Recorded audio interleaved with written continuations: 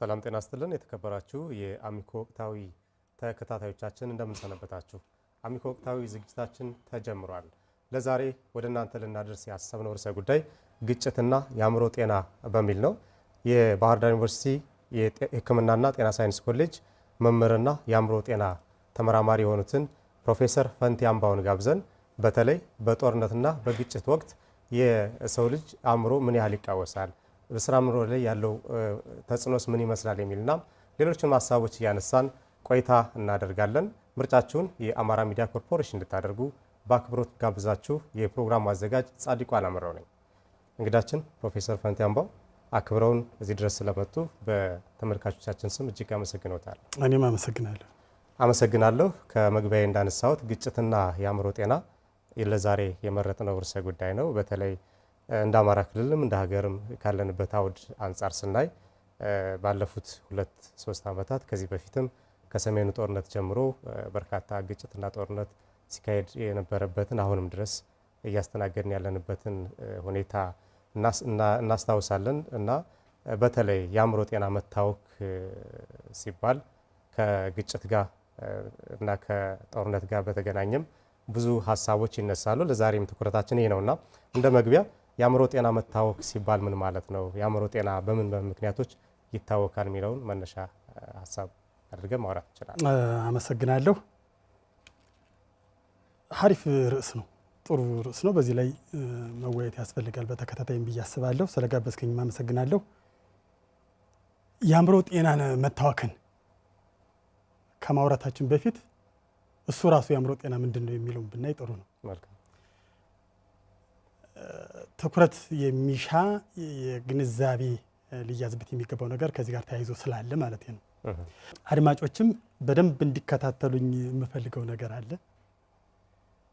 ያው እንደ እግር ኳስ የአእምሮ ጤና ሲባል ሁሉም ሰው ነው የሚተነትነው እና ኮመንሊ የሚሰሩ ማለት ብዙ ጊዜ የሚሰሩ ስህተቶች ስላሉ እነሱን የቻልኩትን ያህል ለማስተካከል እሞክራለሁ። እንግዲህ የአእምሮ ጤና ስንል በመጀመሪያ የዓለም ጤና ጥበቃ ድርጅት በሰጠው ትርጓሜ መሰረት መሟላት የሚገባቸው 4 ነገሮች አሉ ለሁላችንም። አንደኛው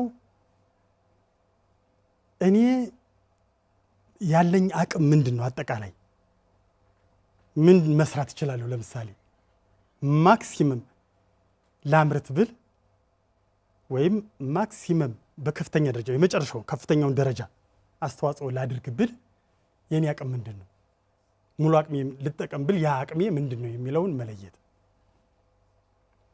ይሄ ከአቅም በታች እንዳልሰራ ይረዳኛል። ትልቅ ነገር መስራት እየቻልኩ ትንሽ ነገር ላይ ጊዜን እንዳላባክን፣ ወርቃማ የሆነውን የእድሜህ የምታመርትበትን ጊዜ እንዳታባክን ይረዳል። አቅምን ማወቅ አንድ ይሄ ነው። ስለዚህ እዚህ ላይ ችግር ካለብኝ ሙሉ የአእምሮ ጤንነት የለም ማለት ነው። 1 2 በተሰማራሁበት መስክ በችሎታዊ መሰረት መሰማራትን ይጠይቃል። ምርታማ መሆን፣ ይሄ ማለት ምን ማለት ነው? አንድ ሰው አርሶ አደር ከሆነ በአርሶ አደርነቱ ውጤታማ የሆነ ስራ መስራት፣ በመጀመሪያ አርሶ አደር ሲሆን መስራት የሚችለው ከፍተኛው ያ መሆኑን ማወቅ አለበት። ወታደርም ከሆነ መምህርም ከሆነ ተመራማሪም ከሆነ ምርታማ መሆን፣ ኢቭን ስራ ለመፈለግም ምርታማ የስራ አፈላለግ አለ እኮ ስራ ለማግኘት እንኳን መፈለግ ላይ ምርጫ ላይ። አዎ። ስለዚህ ምርታማ የሆነ ምርታማነት፣ ምርታማ መሆን፣ ፍሬያማ መሆን ያሟላል ማለት ነው። ስለዚህ የማልሞሰሙሰው ከሆነ ውሎዬን ቀኑን በሙሉ ውጤታማ የሆነ ነገር የማልሰራ ከሆነ ይህም የአእምሮ ጤና ችግር አለ ማለት ነው። ሌላው ደግሞ ለማህበረሰብ አስተዋጽኦ ማድረግ፣ አቅሜ የፈቀደውን ያህል የምችለውን ያህል ለማህበረሰብ የሚጠቅም ነገር በተሰማራሁበት አስተዋጽኦ ማድረግ። የኔ ዲፊኒሽን አይደለም ይሄ፣ ወይም የኔ ሞቲቬሽን ስፒች አይደለም። ጤና የአእምሮ ጤና የሚለውን የዓለም ጤና ጥበቃ ድርጅት የተረጎመው አተረጓጎም ነው። ይሄ ነው ፕሮሞት እናደርጋለን ስንልም ሰዎች እንዲህ ማድረግ እንዲችሉ እናስችላለን የሚል ነው። ሌላው ደግሞ በየቀኑ የሚያጋጥሙ መሰናክሎችን ኮፒ የማድረግ አዳፕት ወይም ደግሞ የመላመድና መፍትሄ የመፈለግ አቅም መቻል። ለምሳሌ መምህር ከሆንኩ በመምህርነቴ መዓት 1001 ቻሌንጅ ያጋጥመሃል። መምህርም ብሆን ቤት ውስጥ የቤተሰብ ኃላፊ ነኝ። ከባለቤት የቀጠሎ ብዙ ዲሲሽኖችን ዲሳይድ አደርጋለሁ፣ ቤት ውስጥ እወስናለሁ ማለት ነው። ስለዚህ ያንንም መወሰን መቻል አለብኝ። ልጆች ማሳደግ አለብኝ ቤት ውስጥ። ምርምር ቦታ ላይ ወይ ምርምር እመራለሁ ወይም ደግሞ ከቲም ውስጥ ገብቼ እመራለሁ። ኮሚቴ ሜምበር ነኝ። ሌሎችም እንደየ ሁኔታው የምትሰራቸው አት ቫሪየስ ሌቭልስ በተለያየ ደረጃ ላይ ስራዎች ይኖራሉ። በእነዚህ ሁሉ የሚያጋጥምህ ቻሌንጅ አለ። ኮሚቴው ስትሰራ ኮሚቴው ላይ መች ይችላል። ይህን መቋቋም አለብህ። ተቋቁመህ ቻሌንጁን ተቋቁመህ ኮሚቴው ውስጥ ስራ መስራት አለብህ። የሆነ ግብረ ኃይል ውስጥ ከገባህ እዛ ግብረ ኃይል ውስጥ ቻሌንጅ አለ። በሀሳብ ላይ ተስማማ ትችላለህ። ምክንያታዊ ያልሆነ ሰው ያጋጥመሃል፣ ወይም አንተ ራስህ ምክንያታዊ ላትሆን ትችላለህ። አቅም ሊያጥርህ ይችላል። ዋቴቨር ይሄንን ሁሉ አስተካክለህ ተቋቁመህ መስራት መቻል አለብህ። የሚያጋጥምህን ችግር መስሪያ ቤትህ ላይ ቢሮክራሲ ምናምን ሊበዛ ይችል ይሆናል። አሰራር ላይም ያን መቋቋም አለብህ ነው። ይህን ተቋቁመህ ስራ መስራት። እነዚህን ሲያሟላ አንድ ሰው የአእምሮ ጤና አለው ይባላል። በጣም ከባዱ ነገር ያለ አእምሮ ጤና ሌላ ጤና የለም። እነዚህ ካልተሟሉ ጤና የሚባል ነገር የለም። የአእምሮ ጤና ችግር የምንለው የማሰብ መቸገር፣ የተረበሸ ስሜት መኖር እና ባህሪ ወይም ድርጊት ነው እኛ ባህሪ የምንለው አክሽን፣ የእሱ መረበሽ ነው። እነዚህ ማለት ምን ማለት ነው? መረበሽ ስትል ምን ማለት ነው? አንደኛው በከፍተኛ ደረጃ የሚያሰቃይ ዲስትረስ የምንለው ስቃይ ያለው የተጨናነቀ ሁኔታ ሲፈጠር፣ ሁለተኛው የዕለት ተዕለት ስራውን መስራት ሲቸግረው፣ በማህበራዊ ኑሮም ሊሆን ይችላል፣ የውሎ ማከናወን በሚገባው ነገር ሊኖር ይችላል፣ መቸገር። ሌላው ከማህበረሰቡ ዲቬት ማድረግ፣ ሁልጊዜ ከሚጠበቅበት ከኤክስፔክቴሽኑ ኖርማል ከሚለው ሰው ጎጂ በሆነ መልኩ መለየት። እንደዚህ አይነት ሁኔታዎች ሲያጋጥሙ ነው። ሌላው ሰዎች ለራሳቸውም ለሌላውም አደጋ በሚያስከትሉበት ሁኔታ ላይ ሲሆኑ፣ እነዚህን ነገሮች ሲያሟሉ የአእምሮ ችግር አለባቸው ይባላል። እንደዚህ አይነት ሁኔታዎች ሲያጋጥሙ ማለት ነው።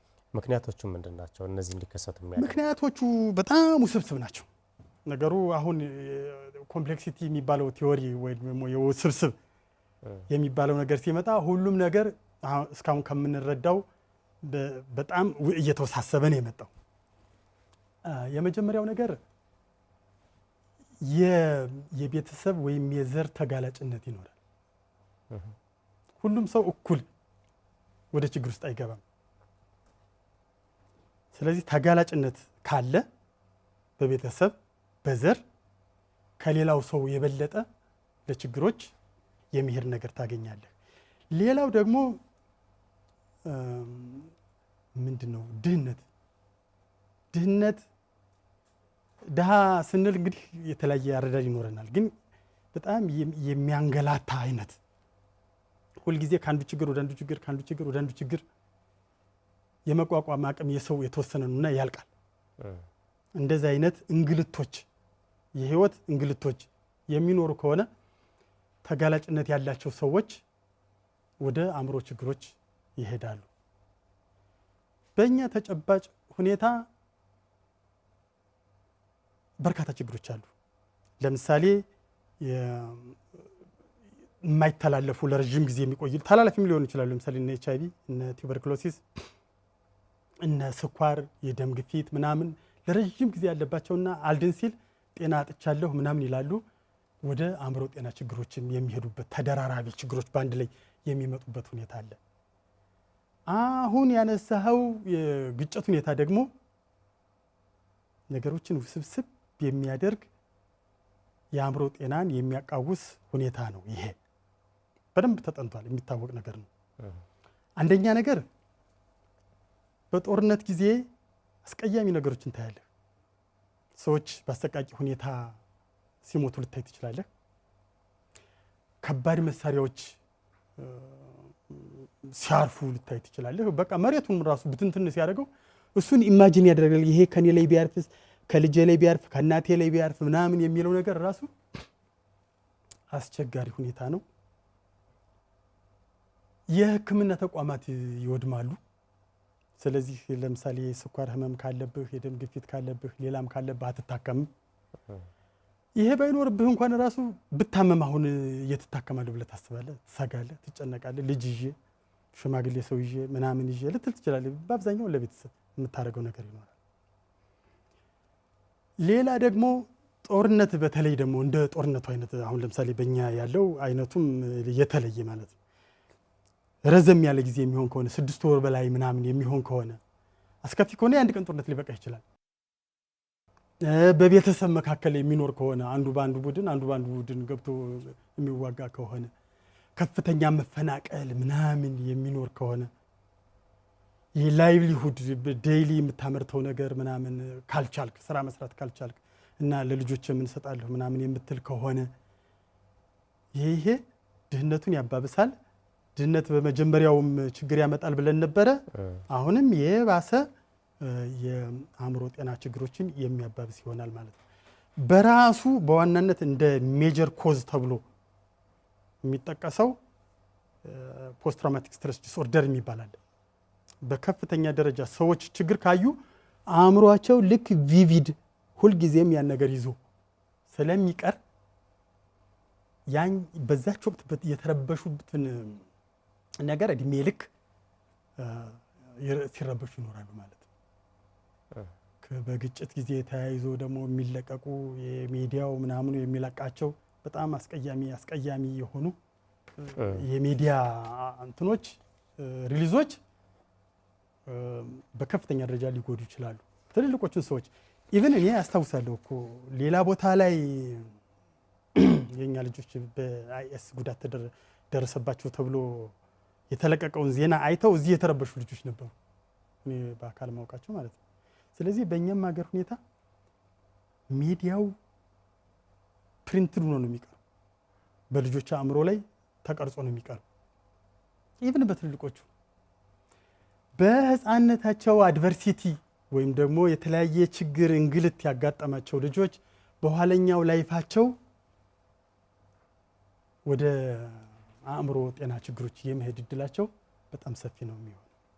መልካም። ለዚህ ርዕሰ ጉዳይ ሲዘጋጅ አንዳንድ ነገሮችን እያየው ነበረ ጥናቶችንና ከዚህ በፊት በኮሶቮና ሰርቢያ መካከል በተደረገ ጦርነት፣ በሊባኖስ፣ በፍልስጤምና ጋዛ አካባቢም፣ በሩዋንዳ በደረሰው የዘር ጭፍጨፋ፣ በሶማሌ ውስጥ ያለው አለመረጋጋት፣ አሁንም ደግሞ በኢትዮጵያ የተከሰተ ያለው ተመሳሳይነት ያለው ውጤት ይዞ ሊመጣ የሚችል ነውና እንደው ዓለም አቀፍ ተሞክሮ ጥናቶች ምንድን ነው የሚያሳዩት? በተለይ ቅድም በተወሰነ መንገድ አነስተውልኛል። ግጭቶች፣ ጦርነቶች ሲኖሩ መፈናቀል አለ፣ ሰብአዊ ቀውስ በእጅጉ የሚስፋፋበትን ጊዜ ነውና እነዚህ ጥናቶች ምንድን ነው የሚያሳዩን? በተለይ አሁን ያነሳ ነው ካለው ከአእምሮ ጤና ላይ የሚያሳድረው ተጽዕኖ አንጻር ዓለም አቀፍ ተሞክሮዎችን እናንሳስ። ሪቪዎች ናቸው አሁን በጣም እኛ ሃይ ኳሊቲ ኤቪደንስ የምንላቸው ሲስተማቲክ ሪቪዎች ናቸው። ሲስተማቲክ ሪቪው ማለት የተጠኑ ጥናቶች ሲጠኑ በመጀመሪያ ሰዎች ይጠናሉ። እያንዳንዱ ጥናት ሰዎችን ያጠናና ውጤት ያመጣል። በኋላ ደግሞ ጥናቶች በአንድ ላይ ይጠናሉ። እነዚህ በአንድ ላይ ያን ሲስተማቲክ ሪቪው እንለዋለን። የተሻለ ኳሊቲ ያላቸው ጥናቶች ናቸው ተመርጠው የሚጠኑት። የሚያሳየው በጣም ከፍተኛ ነው። ኢቭን በእኛ ሀገርም እኮ ያሉ ጥናቶች አሉ። እነሱ ለምሳሌ በተፈናቃዮች ላይ 60% 60% የአእምሮ ጤና ችግር አለባቸው በተፈናቃዮች ላይ። ይሄ ዲዛስተር ነው። እንትኑን ልሰጥህ እችላለሁ ዝርዝራቸውን በጣም በርካታ ያለ ጀንደር ቤዝድ ቫዮለንስ ባለባቸው ላይ የጾታ ጥቃት ባለባቸው 62.3% ነው የኢትዮጵያ ከሲስተማቲክ ሪቪዎች የተገኘ ውጤት የሚያሳየው። የአካል ጉዳት ያለባቸው ሰዎች 46%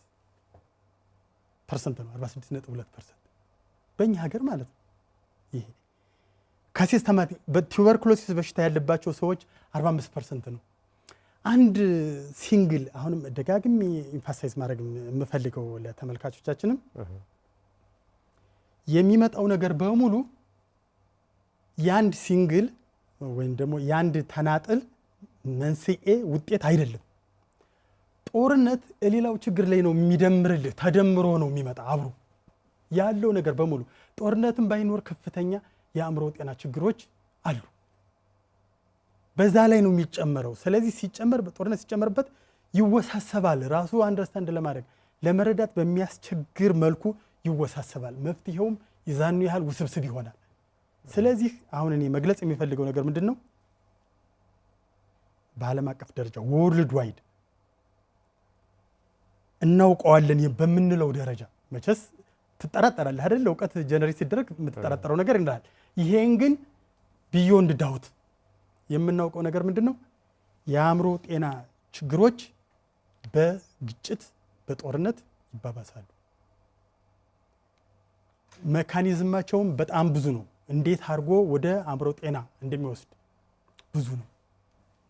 በእናቱ ማህፀን ውስጥ እያለ ጀምሮ ነው ጦርነት የሚጎዳው። እናቱ ትረብሻለች። በበቂ ሁኔታ በማህፀን ውስጥ አያድግም። ሲወለድም በመከራ ነው፣ ሳፖርት ስለማይኖር። ከተወለደ በኋላም የሚያድገው በመከራ ነው። ከዛ በኋላም በድህነት ነው ቢኖረው። ጦርነትና ድህነት ሳይክል ስላላቸው ማለት ነው። ምንም እየተወልህ ነው የሚሄደው፣ ጠባሳ እየተወ ነው የሚሄደው።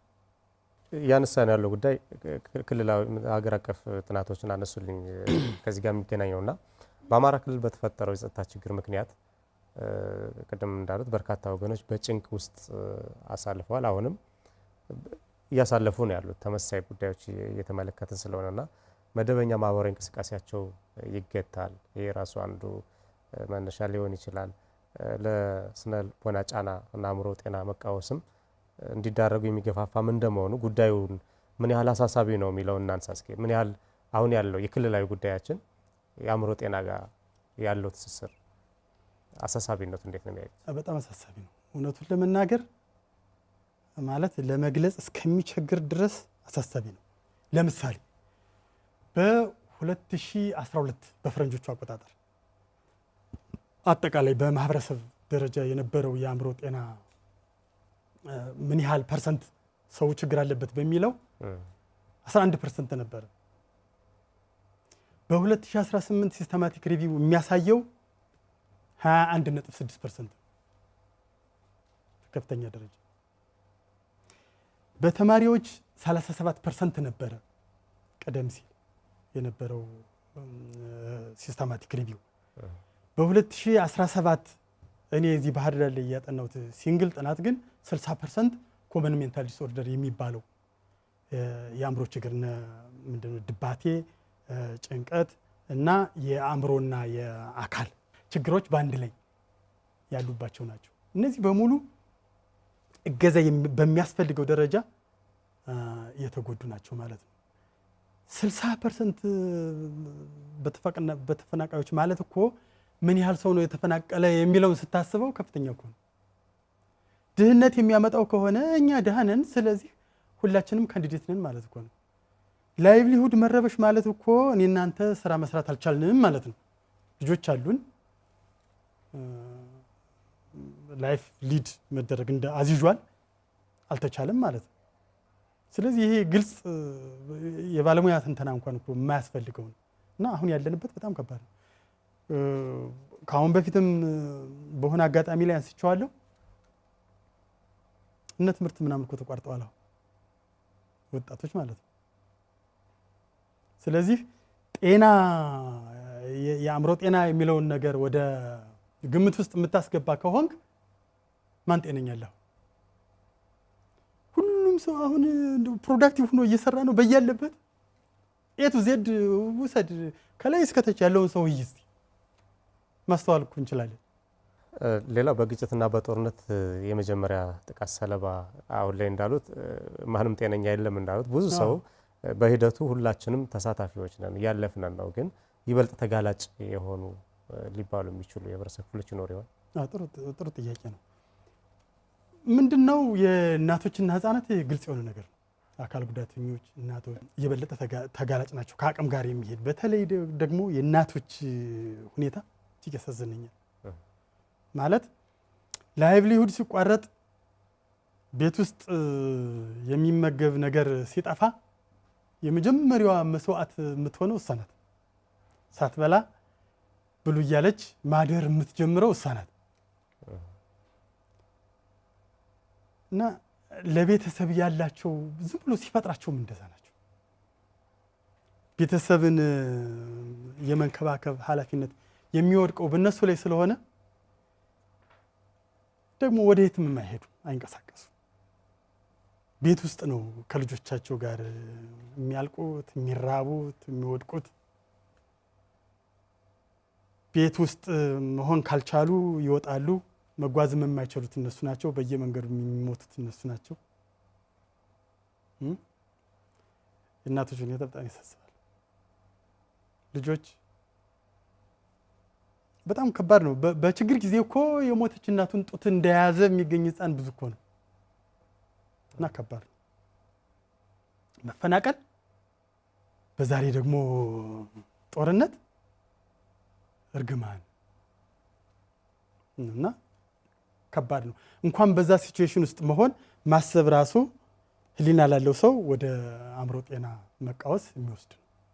የተለያዩ አይነት የአእምሮ ጤና ችግሮች ሊኖሩ እንደሚችሉ መግቢያ ላይ ሲያነሱልኝ ነበርና በተለይ አሁን ከያዝነው ርዕሰ ጉዳይ አንጻር በጦርነት ወይም በግጭት ምክንያት ሊከሰት የሚችሉ የአእምሮ ጤና ችግሮች የትኞቹ ናቸው? አዎ ዲፕሬሽን፣ ድባቴ የሚባለው ድባቴ ሲባል ደብረኝ እንደምንለው አይደለም። ኮንሰንትሬት አድርገህ ማሰብ አትችልም። ሁል ጊዜ አንሃፒ ነህ። አብዛኛውን በቀን ውስጥ አብዛኛውን ሰዓት፣ በሳምንት ውስጥ አብዛኛውን ቀናት፣ እንዲሁም ደግሞ በወር ውስጥ አብዛኛውን ሳምንት ችግር ውስጥ ነው የምትገባው። በጣም የስቃይ ስሜት ያለው ምንም ነገር አያስደስትህም። ተስፋ ትቆርጣለህ። ራስህን ማጥፋትም ልታስብ ትችላለህ። ዲፕሬሽን ይበዛል፣ በጣም ይበዛል። ከሌሎች ህመሞች ጋርም ተደርቦ በመምጣት ይታወቃል። ከሌሎች የአእምሮ ጤና ችግሮች ጋርም ተደርቦ በመምጣት ይታወቃል። ከሌሎች የአካላዊ የጤና ችግሮች ጋርም አብሮ በመምጣት ይታወቃል። አንዱ እሱ ነው። ሌላው ደግሞ ጭንቀት የሚባለው ነው። አትጨናነቅ ምናምን እንደምንለው አይነት አይደለም፣ መረበሽ ነው። ከአንድ ቦታ ላይ እንኳን ተረጋግተህ መቀመጥ አትችልም። ሆድህ ነው የሚታመሰው። ምጽአት የመጣ ነው የሚመስልህ። ምጽአት ሁልጊዜ ስበኋላ አንድ ከባድ ድንጋይ እየተንከባለለ ወደኛ ቢመጣ ምን አይነት ስሜት እንደሚሰማ የዛ አይነት ጭንቀት ይበዛል። ሌላው ፖስት ትራውማቲክ ስትረስ ዲስኦርደር የሚባል ነው። ትራውማ ዊትነስ ያደረጉ ማለት ጉዳት ሲደርስ ያዩ። ይሄ በነገራችን ላይ ወታደርም ሊሆን ይችላል። ወታደርም ራሱ ያንን ሁኔታ ካየ ተጋላጭነት ብያለሁ ቅድም። ተጋላጭነት ያላቸው ሰዎች ከሐኪም ጋር ቁጭ ብሎ እኮ ብድግ ምናምን ነው የሚለው ያ ሁኔታ የተከሰተ ስለሚመስለው ማለት ነው። እነዚህ በከፍተኛ ደረጃ ይበዛሉ። ግን በአጠቃላይ ሁሉም አይነት የመብዛት እድል አላቸው። እንግዲህ እስካሁን ችግሮችን ያነሳ ነውና መፍትሄ አስፈላጊም እንደመሆኑ በተለይ በግጭት በተጎዱ ወገኖች ውስጥ የዘላቂ የአእምሮ ጤና እና የስነልቦና ድጋፍ ማድረግ መፍትሄ ሊሆን ይችላል ብዬ አስባለሁ። እና በዚህ ረገድ ምን አይነት ድጋፍ ነው የሚያስፈልጋቸው? በተለየ መንገድ በጦርነት በግጭት ምክንያት በመፈናቀል ምክንያት በሰብአዊ ቀውስ ምክንያት ለዚህ ችግር ለተዳረጉ የህብረተሰብ ክፍሎች የሚደረግ ድጋፍ ምን አይነት ነው? ሕክምና መደረግ አለ። ይሄ በጣም ወሳኙ ነገር ነው። ሕክምና ማግኘት አለባቸው። መለየት አለበት። ችግራቸው መታወቅ አለበት እና እገዛ መደረግ መቻል አለበት። አሁን የተወሰነ አዌርነስ አለ። ለምሳሌ በ2017 የአዋጅ ቁጥር 1362 የሚባል አዋጅ ታውጇል። ያ ምንድነው የሚለው? ሁሉም የጤና ተቋማት አቅማቸው በሚፈቅደው መልክ የሚፈቅደውን ያህል አገልግሎት መስጠት መቻል አለባቸው ነው የሚል። ያሁን እዚህ ወንደርፉል ወደ ተግባር ሲገባ ነው አሁን ትልቁ ችግር። ሁሉም የጤና ተቋማት ማለት ምን ማለት ነው? ሁሉም የጤና ተቋማት የመንግስትም የግልም ሁሉም የጤና ተቋማት ከጤና ኬላ እስከ ትልልቆቹ የሪፈራል ሆስፒታሎች ድረስ አገልግሎት መኖር መቻል አለበት ነው። ግን አንፎርቹኔትሊ በአማራ ክልል አገልግሎት የሜንታል ሄልዝ አገልግሎት የሚሰጡት ከ30% በታች ናቸው የጤና ተቋማት። ራስን መጉዳት ምናምን እንደ ጎርፍ እየመጣ ነው። አሁን እዚህ ፈለገ ሕይወት ሄዶ ማየት ይቻላል። ሰው ተጠያቂ ነው። የአእምሮ ጤና ለዚህም ተጠያቂነት አለው። ሌሎች ምክንያቶች ሊኖሩ ቢችሉም ግን የአእምሮ ጤና በተለይ በተደጋጋሚ የሚደረግ ሙከራ የአእምሮ ጤና አብዛኛውን ሸር ይወስዳል። እንደውም ጠንከር ያለ ችግር ከሄደባቸው አገልግሎት መስጠት የሚችሉት ከ20% በታች ናቸው። ስለዚህ ሰርቪሱ የለም። በፖሊሲ ላይ የተቀመጠው በአዋጅ የታወጀው ሁሉም የጤና ተቋማት። ለምንድን ነው እንደዛ የሚሆነው? አንደኛ ካፓሲቲ የለም። በቂ ስታፍ፣ የሰለጠነ ስታፍ የለም። የሚገርመው የአእምሮ ጤና እንደው ቻሌንጅ በሚልም አብሬ ባነሳው ሰዎች የተለያየ ግንዛቤ ነው ያላቸው። አንድ ሰው የአእምሮ ጤና ችግር ቢደርስበት ወደ 3-4 ሰዎች ብትወስደው የራሳቸው የሆነ የመንስኤ የበሽታው አይነት አላቸው የሚጠሩበት እና ለሕክምናው የሚጠሩት ነገር ታገኛለህ። ስለዚህ ያ ችግርም ስላለ ሰዎችም ሂደው አይጠይቁም። ሂደው ቢጠይቁም ባለሙያው ራሱ ዝግጁ አይደለም፣ አልሰለጠንም። የዓለም ጤና ጥበቃ ድርጅት ያዘጋጀው አለ ጋይድላይን ማከሚያ ኤምኤች ጋፕ ኢንተርቬንሽን ጋይድላይን የሚባል እሱን በኢትዮጵያ ውስጥም አዳፕት ተደርጓል። ግን ወደ ስራ ይገባ ምናምን ሲባል በፕሮግራም ልክ እንደነ ክትባት እንደነ ፋሚሊ ፕላኒንግ ትኩረት ተሰጥቶበት እየተሰራ አይደለም። ለምሳሌ ይህን ያህል ጤና ተቋም ክትባት አለመስጠት ወይም ፋሚሊ ፕላኒንግ አለመስጠት አይችልም፣ እንደዛ አይቻልም። ሜንታል ሄልዝ ኬር ግን 0 ሪፖርት ማድረግ ትችላለህ ፕራውድሊ። ያለ ሜንታል ሄልዝ ሌላ ሄልዝ የሚባል ነገር የለም። ይሄ ነው። ሌላው ደግሞ አሁን አገልግሎቱ የሚሰጠው በበርካታ ሲስተሞች ነው፣ አንድ ሲስተም አይደለም። ይህንን የሚኒስትሪ ኦፍ ሄልዝም የጤና ቢሮዎችም አንደርስታንድ አላደረጉትም በቅጡ። አንድ ሲስተም አይደለም። ለምሳሌ የባህል ሕክምናና የዘመናዊ ሕክምና የሚባለው 2 ሲስተም ሆነ ማለት ነው። አሁን ባለው ታይት ኮምፒቲሽን እና ፖቨርቲ ደግሞ የዘመናዊ ሕክምና ወደ ፕራይቬት እና ገቨርንመንት ወይም ፐብሊክ ተከፍሏል። ሁለቱ የተለያየ ሲስተም ሆነዋል። በቃ እኛ በዛ መልኩ ዲፋይን አደረግነውም አላደረግነውም አንድ አይነት አይደለም። በጣም የተለየ ነው። ማን ነው እዛ የሚታከመው? ምን አይነት ኳሊቲ ነው ያለው? እዚህስ ምን አይነት ኳሊቲ ነው ያለው? ዛት ሬጉሌሽኑ ምን ይመስላል? እዚህኛውና እዛኛው 2 ሲስተም ተፈጥሯል ማለት ነው። የባህል ሕክምናውንም ስታይ 2 ሲስተም ነው ያለ ብለህ መክፈል ትችላለህ። ሄርባል ምናምን የሚያክሟሉ ምንድነው በእጽዋት በምናምን የሚያክሟሉ፣ ሪሊጂየስ በሆነ መልኩ የሚያክሟሉ። እነዚህ ኮላቦሬት እንኳን አያደርጉም እኮ ሬጉሌት አይደረጉም። ዜር ኢዝ ኖ ሬጉሌተሪ ሜካኒዝም የለም። እዚህ ላይ የአጥንት ሕክምና ላይ ናሽናል የሆነ ጥናት አካሂደን ነበር። ያየነው ነገር በጣም የሚገርም ነው። ኖባዲ ኢዝ ሬጉሌቲንግ። ስለዚህ ተጠናክሮ ሰርቪሱ አቫይሌብል መደረግ አለበት። ሌላው ደግሞ እንደ አድማጮችም እንዲረዱኝ የሚፈልገው ነገር የአእምሮ ጤና ይታወቃሉ። የታወቀ ምንድነው ስም ያላቸው በስም የሚለዩ ዲያግኖሲስ የሚለው ነው ስም ያልኩት እኔ። የታወቀ ሕክምና ያላቸው እና ሊድኑ የሚችሉ ናቸው የማይድኑ የፊዚካል ኢልነስም አለ፣ የአእምሮ ችግርም አለ። ልክ እንደ ፊዚካሉ ማለት ነው የሚያስቸግር አለ።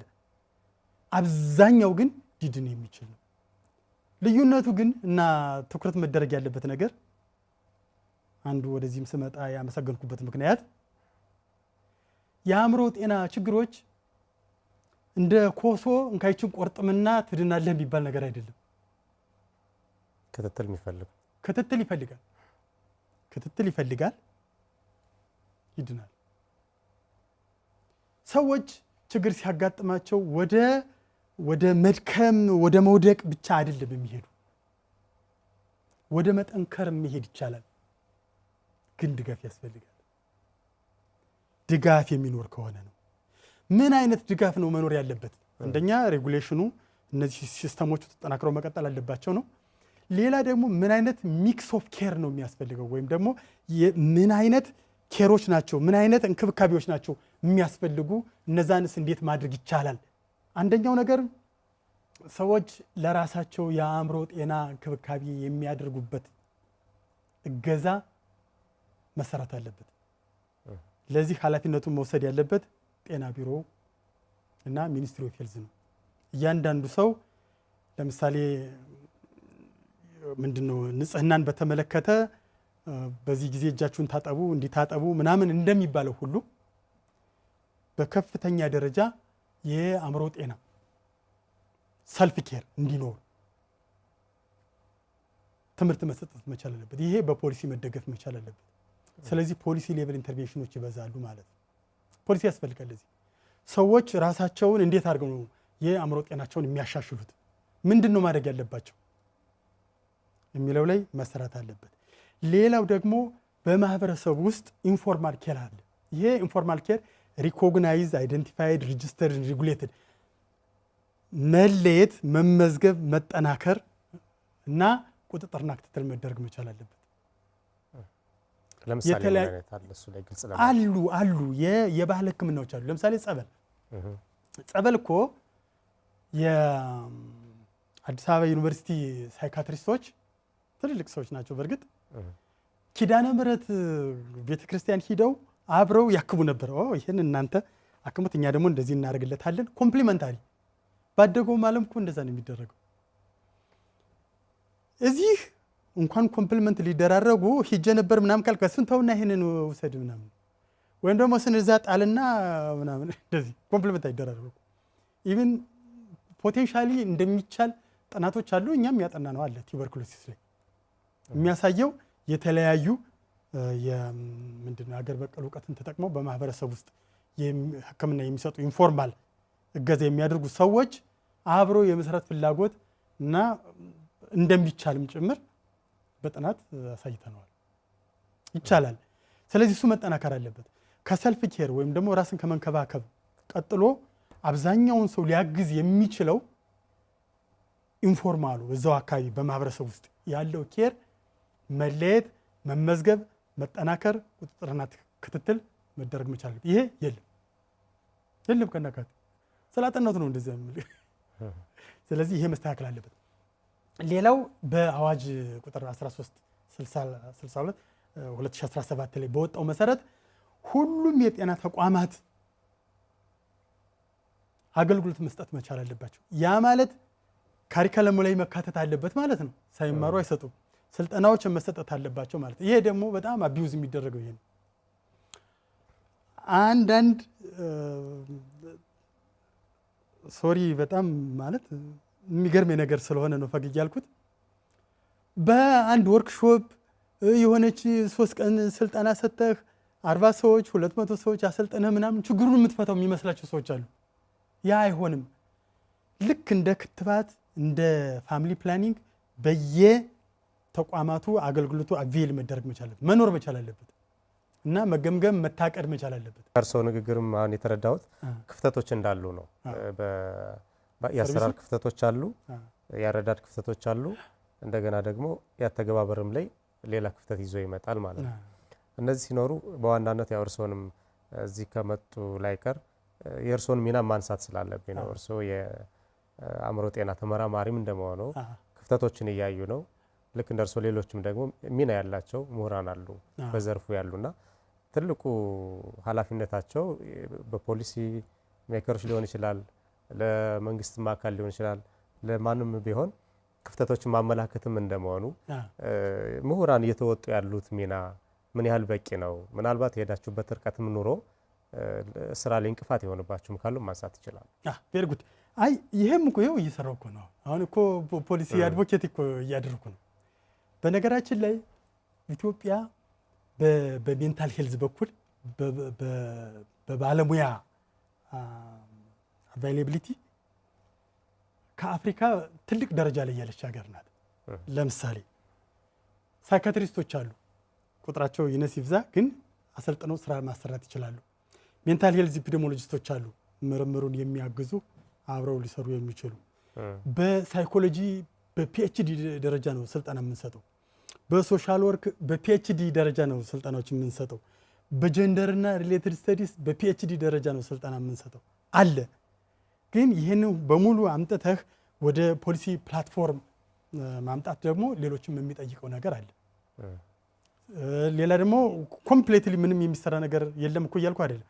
ለምሳሌ አዋጅ ቁጥር 1362 እኮ ህዝብ ወንደርፉል አቅሙ በሚፈቅደው ግን ይሄንን ሬጉሌት የማድረግ ምናምን ስራ ነው እኮ እየተሰራ ያልሆነ። ስለዚህ እዚህ ላይ ማገዝ እንችላለን። ሌላውም እየመጣ እንደዚሁ ይናገራል። ኦፖርቹኒቲውን ካገኘ ጥናቶችም አሉ። ለምሳሌ አሁን እኮ የምንሰራው ሎንጊቱዲናል ጥናት አለ ለፖሊሲ ግብአት እንዲሆን ማለት ነው። እነዚህ ክሮኒክ ኢልነሶችን ይዘን ማለት ነው።